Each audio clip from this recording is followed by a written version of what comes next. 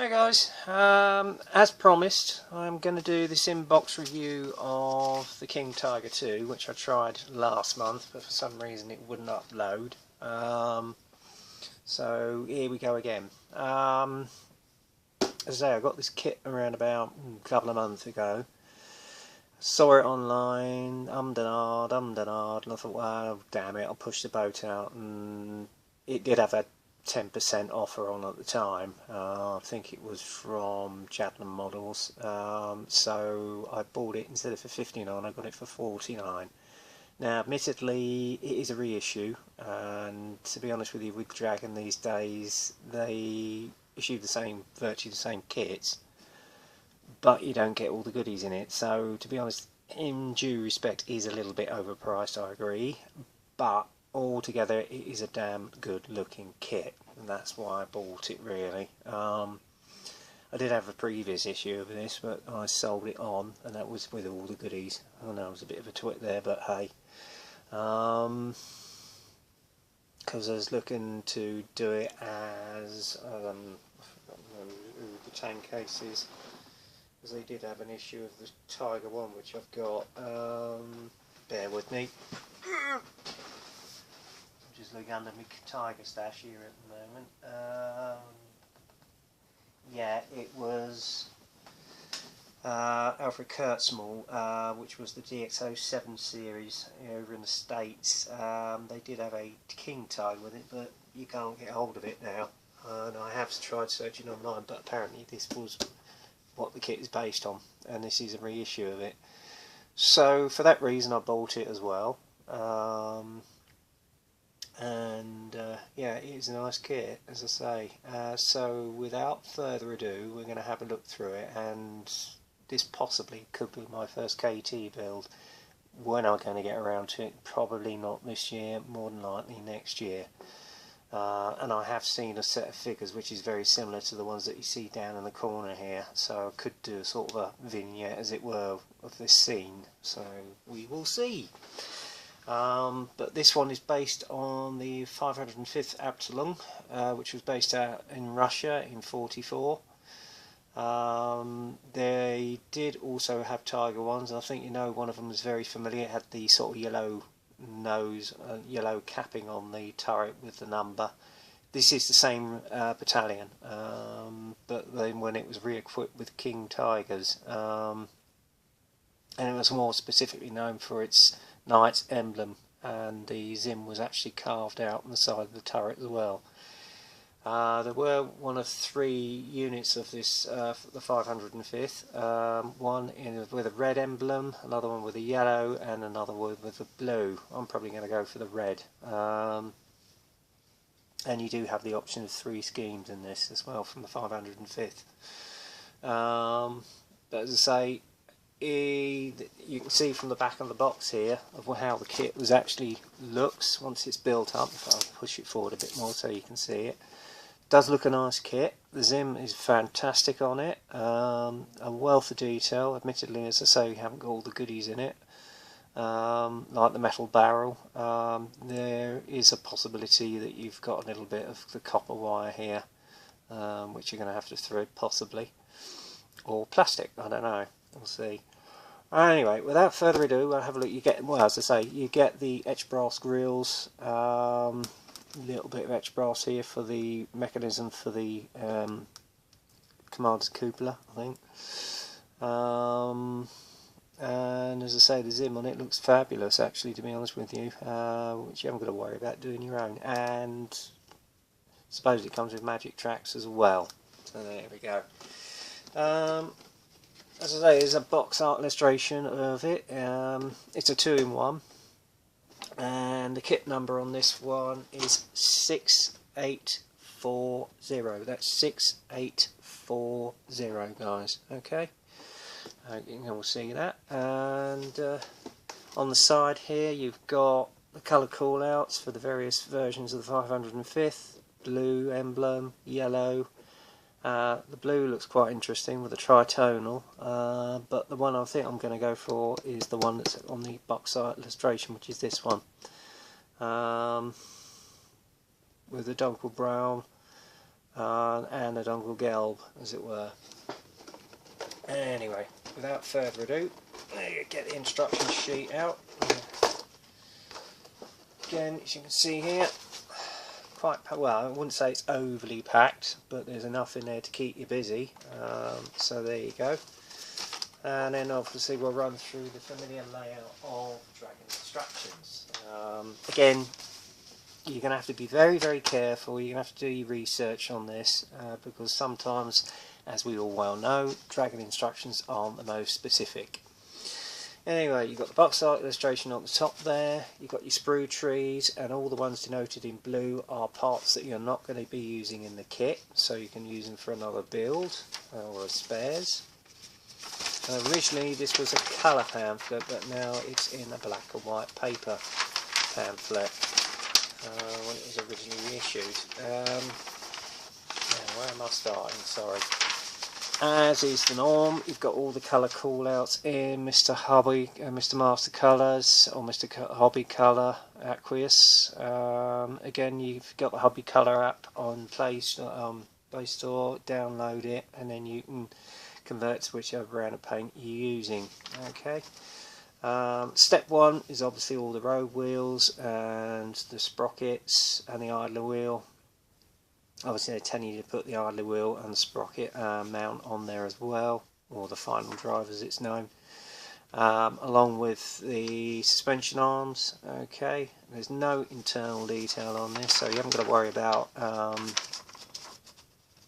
what do they call them? Oh well, never mind. I was having a moment then. And obviously this version it comes with steel wheels. Okay. And you've got a little bracket here which goes on the outer wheels, so remember that as well, and that's how it should lay out eventually, because I think there was about a set of 49 wheels on these vehicles. Then you've got the assembly exhaust hub. Not quite sure what this is. It's some sort of bracket of something, which I think goes on the back plate. Yeah, right here. And then you put your two exhaust on, and then you've got the S jack or whatever it is. Ammunition pack goes on the back. That goes onto the back plate, goes onto the lower hull. Then you fit on your jack, and then you've got the exhaust mufflers which go on there. Mud guards, and there's the assembly of the jack, obviously. And then you're going into the upper hull, whereby you fit the MG34 in, okay, and then obviously your front mud guards go on, crew hatches go on, vision port, and then they're showing you the assembly of the spare tracks, or the actual magic tracks as it were, and assembly of the MG34, crew hatch or engine hatch, and then that goes on to the upper hull. And then the hatch goes onto the lower hull. You've got your tow bars there, one and only headlight which they had on the KT. Or I missed something, I don't think I have. And then the next process is to possibly fit the tools, and then obviously you've got the side skirts as well. Okay. I wouldn't put them on if you're going to put the tracks on. I would leave them until the last minute, and in some cases they don't always have the whole extension. You can take one or two off and cut them off, or whatever, damaged a lot during in the field. Then you've got your tow bar which goes on, and the assembly of all your tools actually which goes on there as well. That's your tow arm, and that's the width that you need for the wire. Rear tow bars go on, more engine hatches, etc., more lumps and bumps. The other tow bar goes on the opposite side. Then you've got the engine filters which go on with the etched brass sprue, okay, which are then all indicated on the back here, as you can see. Okay, moving on. Next process is the turret itself. You've got the base of the turret, then you've got the I'm definitely having a moment today, guys, I'm sorry about this. Gun breech. And then obviously got the assembly of the fitment cable for the loader's hatch, etc. Filter goes in, air filter, and then you've got the assembly of the commander's cupola right here, and as opposed to it opening on the side, it used to slide across, which is all on later variants of tanks such as the Panther. And then obviously you've got the fitment of the loader's hatch here. They both go onto the upper part of the turret along with the mantlet. And then you've got the rear loader's hatch, which goes onto the back of the turret, etc. All the other filters, etc. Vision port for the optics, and then the fitment of the main barrel itself. And then obviously you've got the fitment of the spare tracks on the side of the turret, depending on which version you're doing. And then finally you put the upper turret onto the lower hull. Right. Colour callouts, you've got one of 3. One of the 505th at Russia 1944, one of the Tri-Tunnel in Poland in 44, and one at Truckenen 1944 as well. I assume that's in Germany. And then it just shows you a brief sort of display of how the units were formed up, as it were, with the various turret numbers. So there you go. Alright, let's get on to the main crux of the kit. The actual kit parts themselves. Right, 1 or 2 bags I've got left open, so we will see. You've got the tow arms here with the tow hooks, which I can hope you can see. Again, not 1 ounce of flash. S-bend cable, or whatever it was called. Parts of the jack here, as you can see. You've got the S-hook here. Tool clamps, spade, etc. All the tools there, and including the fire extinguisher. Okay. Then you go on to the road wheels. Again, lovely level of detail on these, as you can see here. This is your final drive, parts of your sprocket, and your idler wheel. Okay. And again, here's the exhaust. That is actually hollowed out. I don't know if you can see that, but it is. So that's very authentically made. And other lumps and bumps, as you can see here. Okay, and surprisingly, they haven't actually got any clear optics here for the vision ports, but there you go, I suppose you paint them in.